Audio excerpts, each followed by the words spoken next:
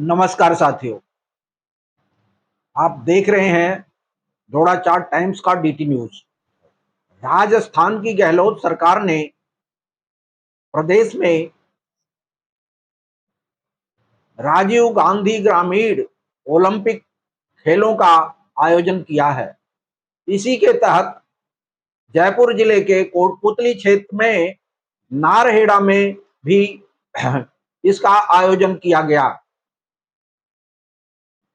इसका मकसद लोगों में शांति सौहार्द को बनाए रखने के लिए किया गया, लेकिन इसकी ड्रेस पर बीजेपी और कांग्रेस में जूतम पेजार हो रही है। इसमें ना तो उम्र का कोई बंधन है, ना जाति धर्म का। ये एक ऐसा प्लेटफॉर्म है जहां पर सभी धर्मों संप्रदायों के लोग इकट्ठा हो जाते हैं। सरकार का मकसद लोगों को एकजुट करने का है। नारहेड़ा के इस ग्रामीण ओलंपिक का उद्घाटन क्षेत्र के विधायक और राजस्थान सरकार में गृह राज्य मंत्री श्री राजेंद्र सिंह यादव ने किया। उन्होंने अपने संबोधन में कहा कि इसका उद्देश्य लोगों को एकजुट करना और शांति और सौहार्द बनाए रखने के लिए यह किया गया है। साथ ही खेलों को बढ़ावा देने की भी बात उन्होंने कही और इसके लिए स्टेडियम आदि पर भी उन्होंने चर्चा की। उन्होंने अपने ठिकानों पर हुए सीबीआई की छापेमारी पर भी चुटकी ली। आगे आप स्वयं देखिए उन्हीं का संबोधन। डेलीगेट पार्षद, हमारे कोटपुतली के एसडीएम ऋषभ मंडल जी,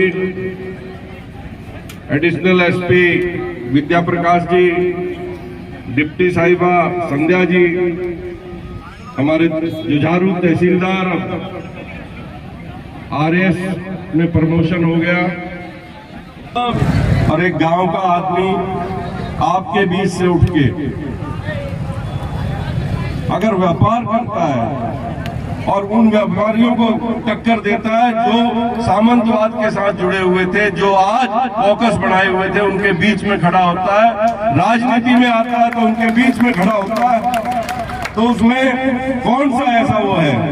और भाई एक बात और सुन लो, दूध वाली भैंस के चीचड़े तो लगेंगे, तो कहीं नीचा देखने की जरूरत नहीं है आपको।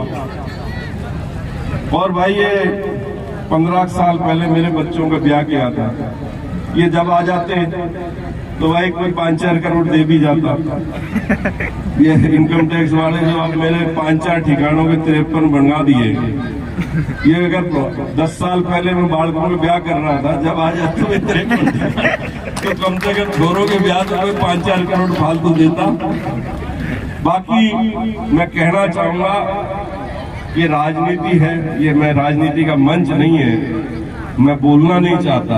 मैं उन लोगों को भी जानता हूं जो नकली खाद बेचते हैं, दवाइयां बेचते हैं शहर में, जो कॉकस बना करके नशीली दवाइयों के स्टोर करते हैं, जो मेरे एमएलए काल में मैंने पकड़वाए हैं, और वो आज मेरे पे दाग लगाते हैं। मैंने कभी युवाओं को नहीं उकसाया। यादव हॉस्टल में मैं कई बार जाता था, मगर मैंने कभी युवाओं को नहीं उकसाया राजनीति में। मेरे से पहले आप यहाँ राजनीति का अखाड़ा होता था लाल बहादुर शास्त्री LBS कॉलेज, 8.5 साल हो गए। आप बताओ, कोई द्वंद होता है? 36 बिरादरी साथ मिलकर चुनाव लड़ते हैं, सब भाईचारे से चुनाव लड़ते हैं, और सब मिलके हम कोटपुतली के विकास की आज बात करते हैं इस मंच में। और ये बताना चाहता हूं कि आप निश्चित तौर पे उस दौड़ में दौड़ते रहो। जिस दिन तुम सीनियर बन के बैठ गए, जिस दिन तुमने मान लिया बस अब मेरा सीनियर हो गया सब कुछ, उस दिन ही आपका विकास, आपकी सोच, आपकी जो आगे बढ़ने की क्षमता वो जीरो हो जाए।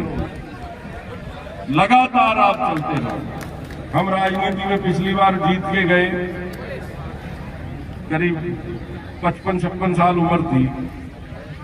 जब विधानसभा में पहुंचे तो हमसे छोटी उम्र के कोई 2 बार जीता हुआ, 3 बार हमारे सीनियर थे। हम पहली बार गए तो हम कहते भाई हम आपसे जूनियर हैं। इस बार गए दूसरी बार तो हम थोड़ा सीनियर हैं। फिर हमने सीखा, मंत्रिमंडल में गए तो हम पहली बार गए तो हमने कहा साहब आप सीनियर हो, हम जूनियर। तो ये लगातार विकास है और दिमाग की दौड़ है, इसको हमेशा चाल दे और हारो मत, नौकरी में हताश मत हो। सबके भगवान ने छठी की रात को बेमाता ने सब लिख रखा, तो परेशान हो मत, अपनी कड़ी मेहनत में कमी मत छोड़ो, व्यसनों से दूर रहो, अपने परिवार को देखो, अपने घर को देखो, दूसरों को देख के होड़ मत करो। आज के लिए फोन का चल रहा है, कौन कैसा फोन रखता है, कौन मोटरसाइकिल पे चलता है, होड़ मत करो।